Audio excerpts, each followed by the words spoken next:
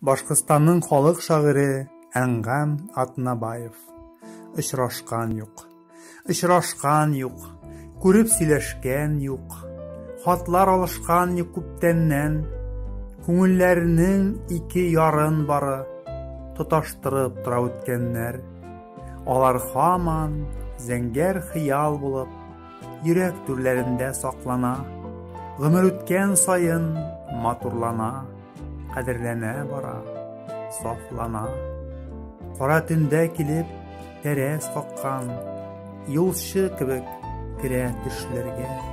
Тормыш ваклыкларын оныттырып, канат куя күңел төшкәндә.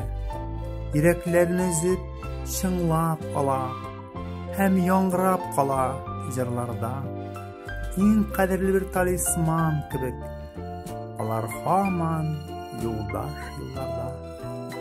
Очрашкан, күреп сөйләшкән юк, хатлар алышкан юк күптәннән.